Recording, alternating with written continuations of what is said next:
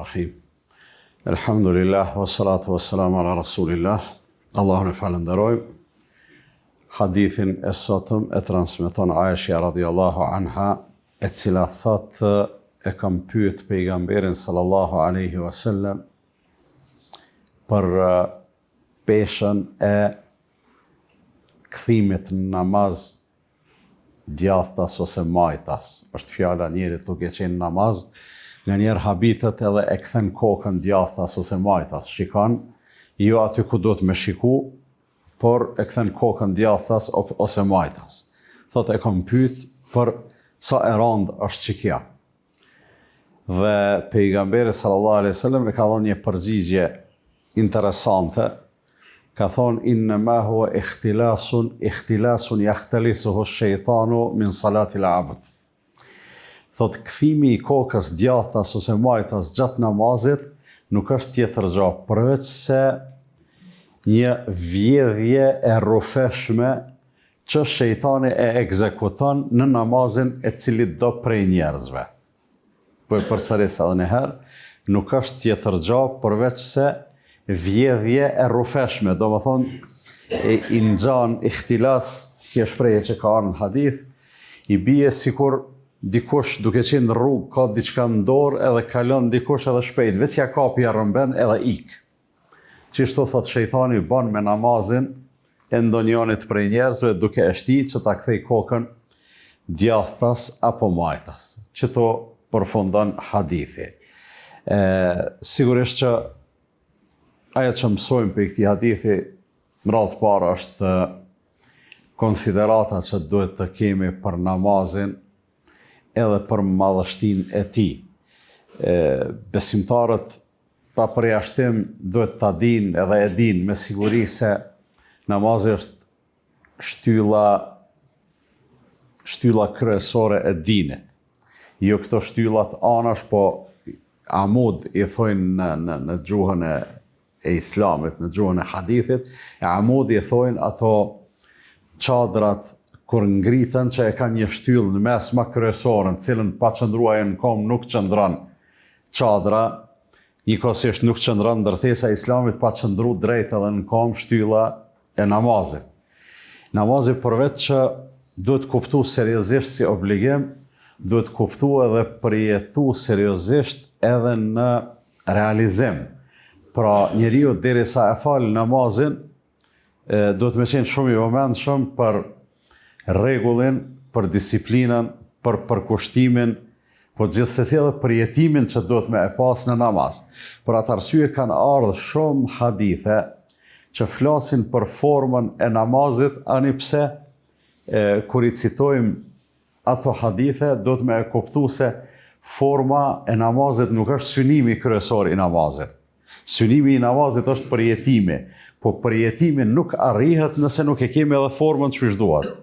Për këtë arsye kanë thonë disa herë në debatet ndryshme që janë zhvilluar rreth formës namazit, po çka ka rëndësi, ai ngrit durt, ai lëviz durt, ku i lidh durt, kështu me radhë, a falesh më shpejt ama ngadal. Realisht nuk është ajo rëndësia kryesore, por është rëndësia paraprake për ta përjetuar namazin. Edhe në rastin konkret, në rastin e këtij hadithi, Aisha radhiyallahu anha e ka ngrit një shqetësim para pejgamberit sallallahu alaihi wasallam, e shqetësimi i saj ka qenë për njeriu i cili falet edhe gjatë namazit në vend se me shiku aty ku duhet me shiku, që realisht derisa qëndrojmë në namaz e shikojmë vendin ku kemi me ranë sejdë, jo tjetër kon. Njeriu e kthen kokën djathtas edhe majtas si pasojë e ndonjë gjëje e cila për neve mundet me konë e pashpjegueshme, por që realisht pejgamberi sallallahu alaihi wasallam i ka dhënë shpjegim.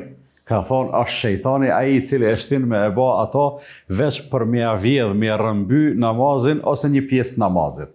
Çka do të thonë m'ia vjedh dhe m'ia rrëmby namazin ose një pjesë të namazit? Njeriu për aq sa lëviz pa nevojë në namaz, për aq e ul vlerën e namazit të tij. Edhe kthimi i kokës djathtas ose majtas, nëse është pak, ja ka ul për pak vlerën namazit të tij, nëse është shumë, mundet m'ia humb vlerën shumë, apo mundet me e bën ndonjë lëvizje që ja humb vlerën komplet namazit ti edhe e lën njeriu pa namaz. Andaj, përjetimi i namazit edhe realizimi i tij ashtu si duhet, ashtu si na ka mësuar pejgamberi sallallahu alaihi wasallam, ka rëndësi të madhe. Secili detaj e ka rëndësinë e vet, edhe secili detaj duhet të jetë në shërbim të përjetimit të namazit. Andaj si besimtar duhet ta kemi parasysh, sigur kemi folën të kaluar në disa hadithe për para përgatitjen për namaz, për kthimin, pse ngritemi në kom kur bëhet ikameti, kthehemi ka kibla, mundohemi deri në maksimum me para përgatit vetëm për me hyrë në namaz, pse ka rëndësi të madhe edhe vlerë gjithsesi. Kur imami e merr tekbirin fillestar, me njëherë mas ti me e marr edhe xhamati, ajo vlera mos me të ik tekbiri fillestar. Pse kanë vlerë këtë këto gjana, vetëm se janë në shërbim të një përjetimi të mirëfillt të namazit, i cili përjetim kur ndodh, ajo pastaj shkakton efekt në jetën e besimtarit. Këto gjana janë të lidhuna, edhe forma e namazit, edhe esenca e namazit, edhe përjetimi i namazit janë të lidhuna pastaj edhe me rezultatin kryesor, që është efekti që namazit duhet me arrit në jetën e atij që e praktikon. Pra, secili namaz falës, efekti i namazit do të me qenë i vërejtshëm në jetën e tij. Kësaj duhet të disiplinohemi me disiplinën e namazit. Duhet të drejtohemi me rregullat e namazit. Duhet të rregullojmë jetën tonë, edhe veprimtarinë tonë, edhe sjelljen tonë, me ato dispozitat cilat nga njëherë neve na duken të thjeshta, nga njëherë në kuptimin juridik, kur i themi një gjaje, hajtë se është sunet, s'ka problem, edhe nëse se praktikojmë. Realisht, juridikisht suneti, për një mend nuk ka përgjithësi nëse lihet, nëse braktiset. Me braktis një sunet, do më thonë një gjatë që s'është farz, por është e preferume. Juridikisht nuk ngarkohesh, nuk penalizohesh. Mirë po e harrojmë atë pjesën e parë të përkufizimit. Ajo është me e praktiku një sunet sa shpërblehesh, edhe sa fiton. Edhe kjo është e rëndësishme. Andaj edhe për kushtimin namaz, edhe disiplina namaz, edhe kujdesi që të mos lëvizim pa nevojt, mos e kthejmë kokën andej, kjo e bën namazin ton cilësor, edhe e bën efektin e tij gjithashtu të arritshëm me faktin se ne e falim namazin me të gjitha rregullat e tij. Ky shqetësim të cilën e ka ngritë Aisha radiallahu anha para pejgamberit sallallahu alaihi wasallam, tregon edhe një gjë interesante, se në kohën e pejgamberit sallallahu alaihi wasallam edhe gratë janë marrë me ilm, janë marrë me dije, edhe gratë janë marrë me transmetimin e haditheve, edhe gratë i kanë ngritë shqetësimet e veta, kanë bë pyetje, pastaj me kalimin e kohës që aty në grave ju janë bë pyetje. Për shembull, Aisha radiallahu anha, që ka qenë bashkëshortja e pejgamberit sallallahu alaihi wasallam, është një prej transmetuesve të hadithit që kanë transmetuar mas shumë të hadithe.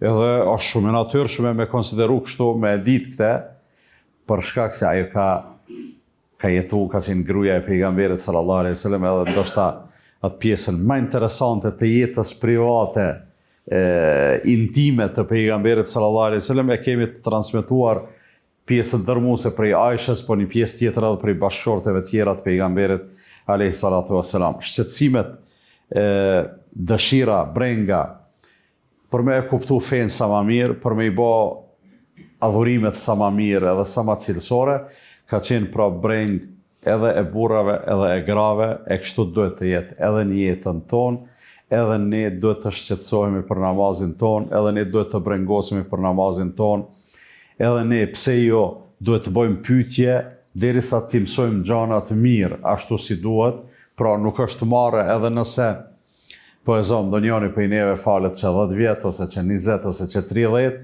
edhe ndonjë gjë ala se ka të qartë, ose në një farë mënyre njeriu mëson edhe të i pa tjerë të shëbojnë. Kur e sheni njeri të u falë mirë, realisht edhe syni e pëlqen qatë namaz të krymë në qatë formë.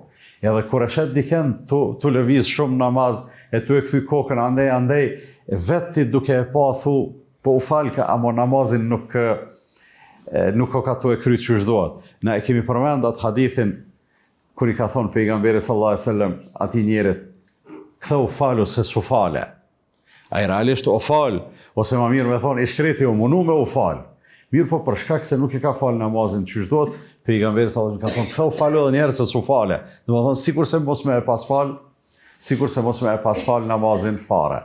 Allah i madhruar na mundsoft që namazin me e kuptu mirë, me e përjetu, me e kry që shdohet në formë, me e përjetu edhe me arrit të gjitha efektet edhe dobit e tij, për shkak se sikur se e dim, namazi është kapitali kryesor i secilit besimtar.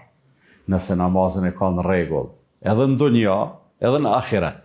Nëse namazin e ka në rregull, edhe ato tjerat do të rregullohen, edhe Allahu na ruaj, edhe e kundërta. Namazin mos më e pas në rregull, edhe ato tjerat rrezikojnë mos më qenë në rregull. Allah ju shpërblet për momendin. Wa sallallahu ala nabiyina Muhammedin wa ala alihi wa sahbihi wa sallama tasliman kathira.